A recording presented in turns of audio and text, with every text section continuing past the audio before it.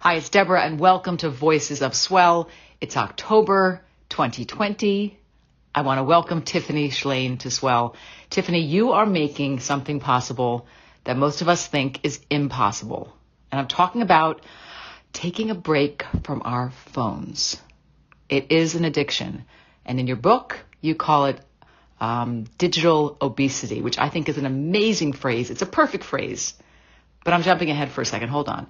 Hello, listener. I'm thinking about you right now, actually, because you're here listening to me using your phone or your iPad or PC. And there's a big part of me that wants you to take a break right now, to take a break from technology, from your screen, so that when you come back to it, you'll be refreshed because you will have had a technology fast. So this is not a new idea, right? We've been talking about getting a break from our screens for a long time, but this idea is not very popular. People are not paying much attention to it these days, especially during COVID. So many people around the globe have been forced to increase their time online. And I know there's probably a statistic about this, but data doesn't change minds. I believe that people and their stories change minds. That's how we shift. That's how we help each other. So today's conversation with Tiffany is with a woman who is a guru. She's a guru in a lot of ways, but specifically around the concept of what she calls a tech Sabbath. She wrote a book about this. It was published by Simon & Schuster. It came out last year, and October 20th is when the paperback is coming out, which is why we're talking with Tiffany specifically. It's a very auspicious week. The book is called 24/6, The Power of Unplugging One Day a Week. And it's a perfect time to talk about this here on Swell.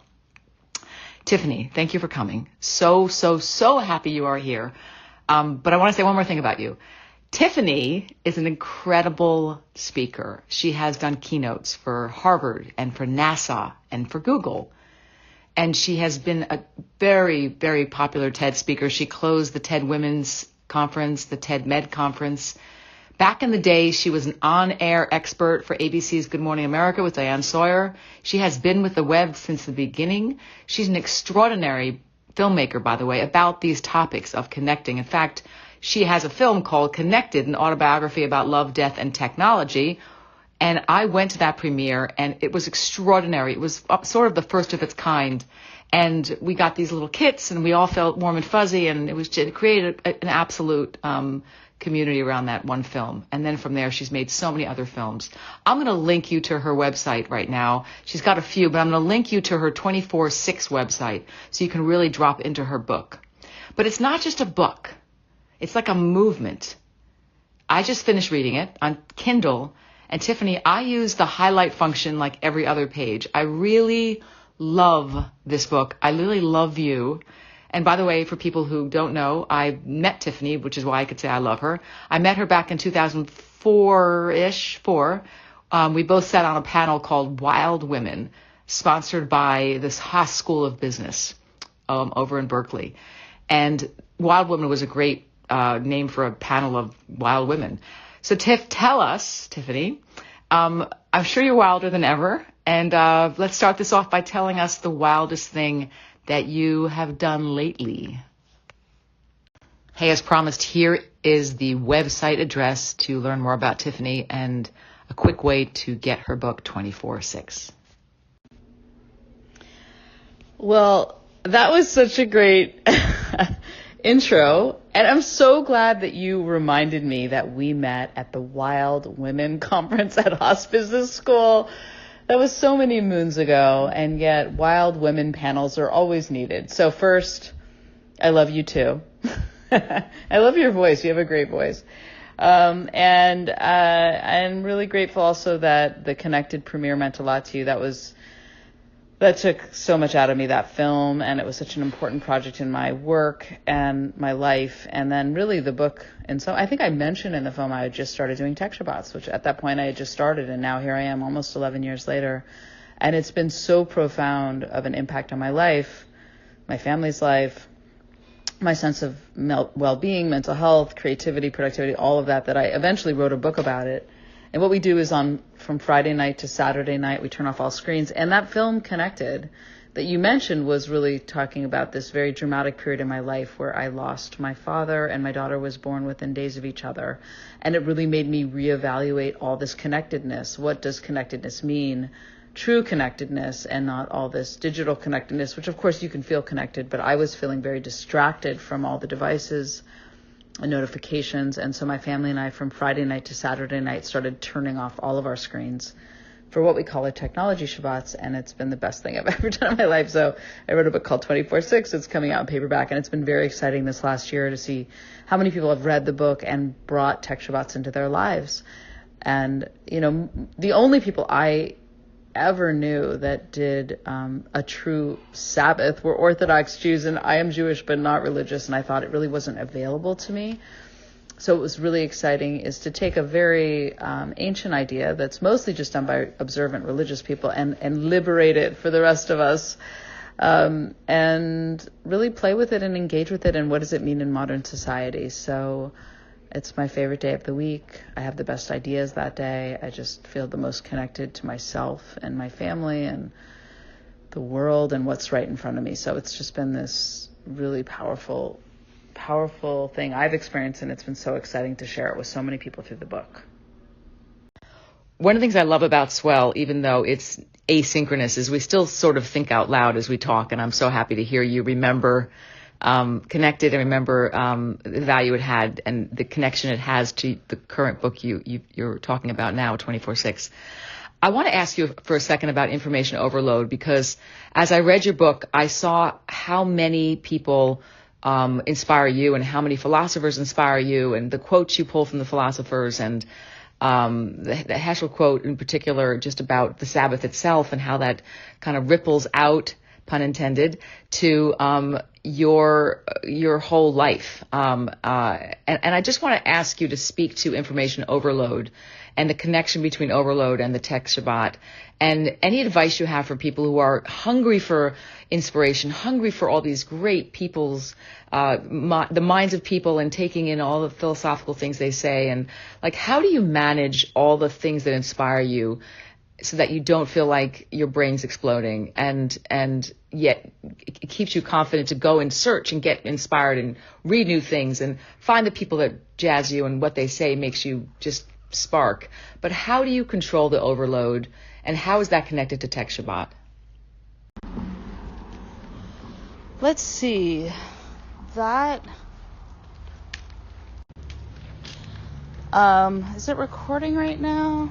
Yes. Okay. I'm on the street now. You're going to hear cars because I'm taking my puppy for a much needed walk. So you're with me on that journey. So I think, I do my best thinking and kind of coalescing of ideas on my Tech Shabbats, the day with no screens. And I almost feel like during the week, the other 6 days, there's so much information coming at me. I can't process it quick enough. And so anything that's really intrigued me, I kind of put in a pile, usually books, or sometimes I print out articles or that I want to think about on Saturday. So in many ways, I think that information overload is because we're on screens 24/7 and there's no processing time. So for me, the Tech Shabbats are really my processing day. So that's how I deal with it. That's why I really recommend it. Is there's so much research that shows that you need to give your mind time to process and make unusual connections. That's what creativity is all about. That's why you have your best ideas in the shower or on a walk or doing the dishes, because you're not doing anything else and you're letting your mind do its magic. So we're not giving any time to let our minds do its magic. That makes so much sense, because it's almost like taking a break and cleaning the table so that you can put more food onto it, and then you could eat again. But it gives time for digestion. Totally makes sense. So because this Swell, is focused on this book and about Tech Shabbat, I can't help, had to clear my throat for a second. I can't help think about the movie that just came out, The Social Dilemma. And for those of you listening who haven't seen it, it's important as a good complement to this conversation. It addresses people's addictions. And Tiffany, you mentioned Tristan, I forget his last name, but he has the Center for Humane Technology.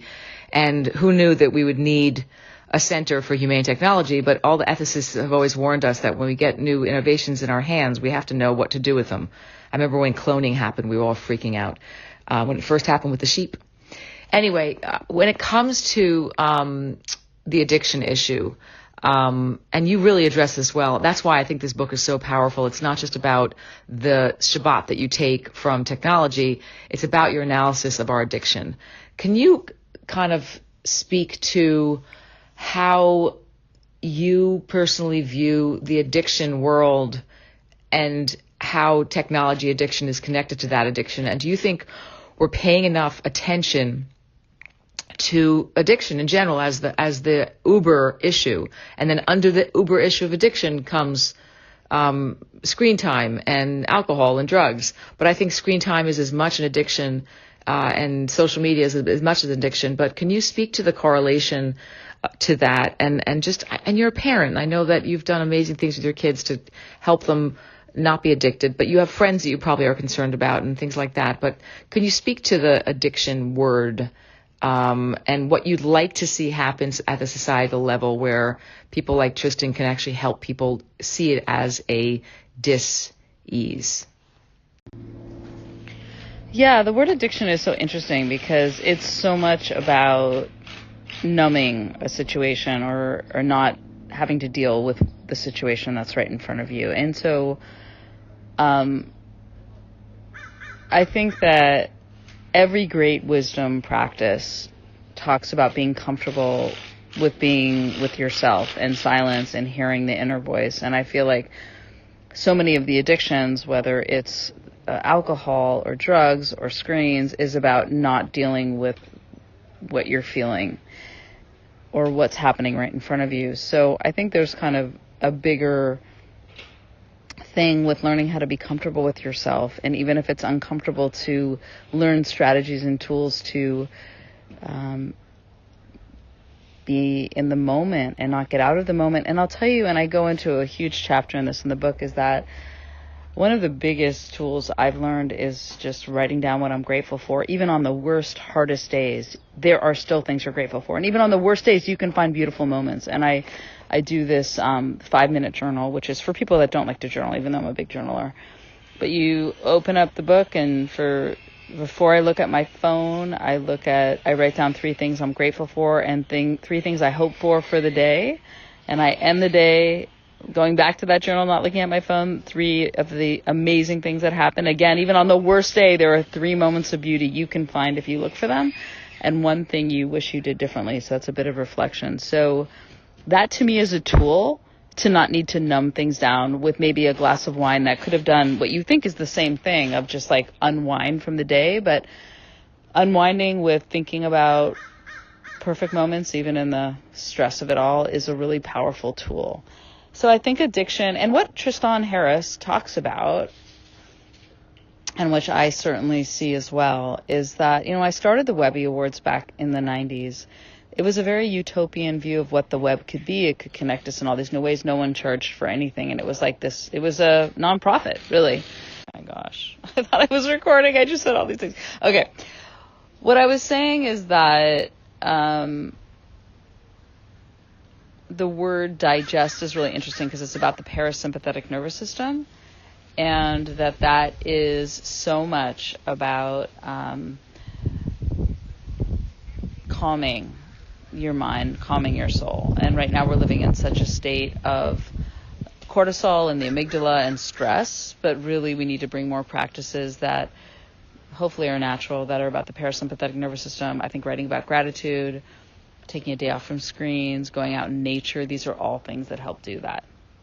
You mentioned the Webby Awards, and there's something you did there that's so interesting that I want to push forward into this new era we're trying to build, which is you ask people to accept their awards with 5 words.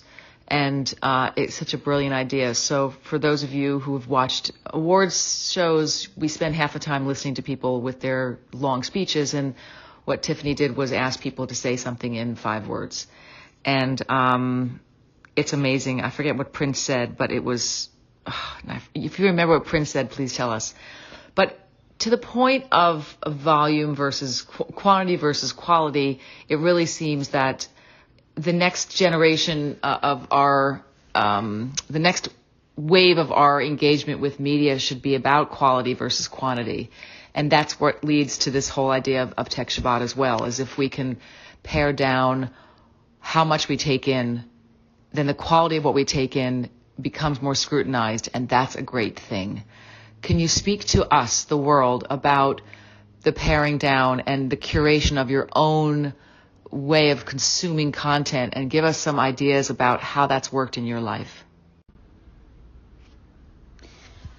So glad you brought up the 5-word acceptance speeches, because that's also about boundaries. It's boundaries around words ultimately leads to creativity, and I love it when people give me a creative challenge that has a boundary, a creative constraint. That's what it's called. And the Tech Shabbat is a creative constraint. And actually, the fact that we're going to die is a constraint to hopefully make you live more if you're more conscious of your death. So I think about taking in more quality content. If we're just on all the time and we're just like swimming in a sea of just stuff coming at us, you can't even curate your experience. I highly curate on social, not on Twitter. Twitter, I'm very open. I like to hear lots of different opinions, but on Instagram and Facebook, I've really curated it down to people that inspire me, that challenge me, that are not just posting about their lives. And I think this really comes down to if you don't have boundaries around using the internet and screens, you're just going to be awash in stuff. And if you put boundaries and take what I think one full day a week off, you're going to be able to really see more clearly when you should be online and when you should be off, and what you want to be surrounding your brain with. Okay, so here's a paradox. And you're right, by the way, we are what we eat. So it's like, having the discipline to curate is critical. But the paradox I want to talk about right now is a lot of people are experiencing COVID in a very different way than some nuclear families are. I know a lot of people who during COVID have been lonelier than ever. And I'm sure you could be lonely with lots of people around. But let's just look at the specifics of people who are using their screens to connect and find intimacy, whether they're online dating, that's someone's dryer, whether they're online dating or they are using the internet for their intimacy, for their connection. And yet we're talking about disconnecting to connect to our souls. And I just wanted to kind of riff with you about the paradox of some people who need the internet so deeply to connect because they don't have anything else. And yet, where did they figure out what their addiction is around connecting in that way? And during COVID, they can't connect any other way. I kind of want to sit in this soup with you. I know it's not an easy place to sit because there's a lot of paradox here, but what are your thoughts about that? I'm glad you brought that up. Well, first of all, I'll say a funny thing. I was imagining if the first presidential debate was done on Swell, so everyone had to listen to each other's answers because there's no interrupting, which is very un-Jewish. But and the presidential debate was just a constant interruption. But okay, back to your question. So if you live by yourself, which is very real, so my Tech Shabbat's, first of all, Friday night. I'm Jewish, not religious, but we do the Shabbat dinner outside on the deck at a distance. So I would first say, meet in a park if you can and do a picnic. If you have a deck, invite them over to have dinner with you. That this isn't about not being social, it's just not being social on screens. So we are allowed to be with people with masks on at a distance. I would recommend that. And then on Saturday, so that's Friday night. And in the book, I really say kind of make this your own. If you want to do it from Saturday to Sunday night, that's fine too. But there's deep wisdom in 3,000-year-old practice about a full day without screens, a full day of rest, and I think in our modern society means without screens. And then Saturday, meet people. You can walk through the park. There's actually a lot more activities you can do now with a mask. If you would like to be social. The other thing I'd say is, make the last thing you do online be a Zoom with your best friends and your family.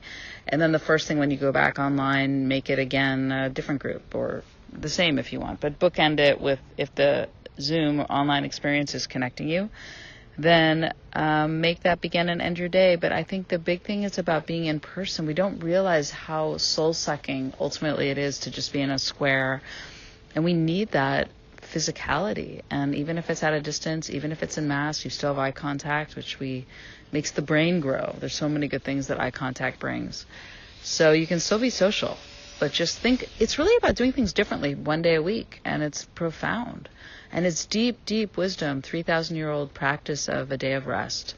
So what does a day of rest mean in the 21st century?